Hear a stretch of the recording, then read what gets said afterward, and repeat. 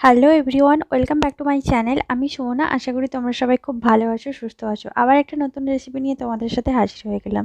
যদিও রেসিপিটা নতুন নয়, অনেকটাই পুরনো, কিন্তু তবুও আমাদের মুখে লেগে থাকার মতো একটা টেস্ট। তো চলো ভিডিওটা শুরু থেকে শেষ পর্যন্ত একবার দেখে নেওয়া যাক। তো আজকে আমি তোমাদেরকে একটা সিম্পল রেসিপি করে দেখাবো। আজকে আমি বানাচ্ছি চাল কুমড়োর তরকারি। তো চাল কুমড়োটাকে কেটে ধুয়ে আমি এইভাবে ছোট ছোট পিস করে নিয়েছি, একদম ছোট ছোট মিহি মিহি পিস করে নিয়েছি। আর এখানটায় লাগছে কিছুটা পরিমাণ ভেজানো কাঁচা ছোলা, আর এখানটা একটা বড় সাইজের পেঁয়াজ কুচি, হাফ টিস্পুন কালো জিরে, আর নিয়েছি হাফ টিস্পুন পরিমাণ কাশ্মীরি লঙ্কার গুঁড়ো, হাফ টিস্পুন পরিমাণ হলুদ, হাফ টিস্পুন পরিমাণ ধনে গুঁড়ো, হাফ টিস্পুন পরিমাণ জিরে গুঁড়ো, একটা তেজপাতা, দুটো গোটা শুকনো লঙ্কা।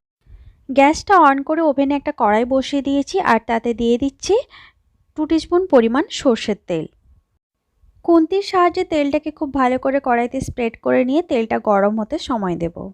তেলটা খুব ভালো করে গরম করে নেওয়ার পরে এখানে দিয়ে দিচ্ছি একটা কাটা তেজপাতা, আর দিয়ে দিচ্ছি দুটো গোটা শুকনো লঙ্কা কাটা, আর দিয়ে দিচ্ছি হাফ টিস্পুন পরিমাণ কালো জিরে। এবারে কালো জিরে, তেজপাতা আর লঙ্কাটাকে 15 থেকে 20 সেকেন্ড মতো তেলের মধ্যে নাড়িয়ে নেব।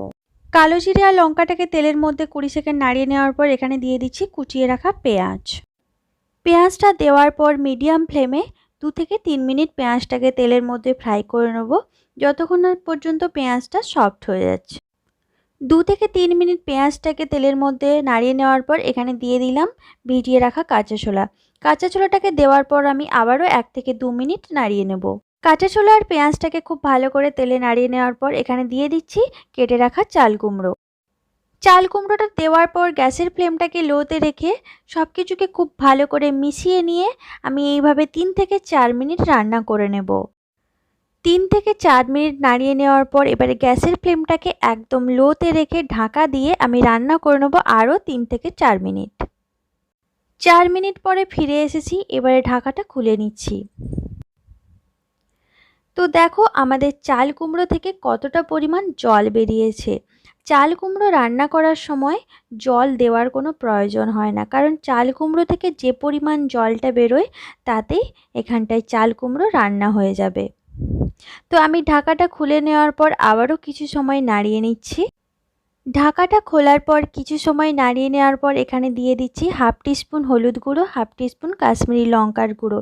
এটা অপশনাল, তোমরা না চাইলে নাও দিতে পারো। হাফ টিস্পুন ধনে গুঁড়ো, হাফ টিস্পুন জিরে গুঁড়ো, আর এখানে অ্যাড করে দিচ্ছি স্বাদ অনুযায়ী লবণ, আর এখানে দিয়ে দিচ্ছি স্বাদ অনুযায়ী সামান্য পরিমাণ চিনি। তো যেহেতু চাল কুমড়োর তরকারি, তো এখানে অল্প পরিমাণ চিনি দিলে তরকারির স্বাদটা দ্বিগুণ বেড়ে যায়। এবারে সব কিছুকে খুব ভালো করে মিশিয়ে নেব। সব কিছুকে খুব ভালো করে মিশিয়ে নেওয়ার পরে গ্যাসের ফ্লেমটাকে লোতে রেখে আমি আরও 2 থেকে 3 মিনিট এটাকে এইভাবে রান্না করে নেব।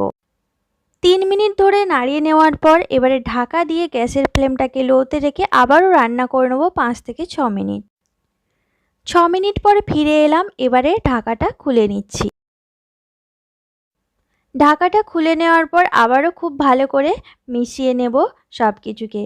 তো দেখো আমাদের চাল কুমড়োর তরকারি একদম হয়ে গেছে, আর খুব ভালোভাবে সেদ্ধ হয়ে গেছে, আর এখানে জল ব্যবহার করার কোনো প্রয়োজন নেই, কারণ এই তরকারিটাতে যদি জল দিয়ে রান্না করা হয় তাহলে তরকারিটা খেতে ভালো হয় না। চাল কুমড়ো রান্না করার সময় গ্যাসের ফ্লেমটাকে সবসময় লোতে রেখে ঢাকা দিয়ে দিয়ে যদি রান্না করা হয় তাহলে চাল কুমড়োর তরকারি খেতে অনেকটা ভালো হয়। আর চাল কুমড়োর তরকারি রান্না করলে এরকম শুকনো শুকনো করে রান্না করতে হয়, তাহলে খেতে খুবই ভালো হয়। তো বন্ধুরা, আজকের এই রেসিপিটা কেমন লাগলো কমেন্ট করে জানিও। জানি খুবই সাধারণ, কিন্তু খেতে অনেকটাই বেশি টেস্টি।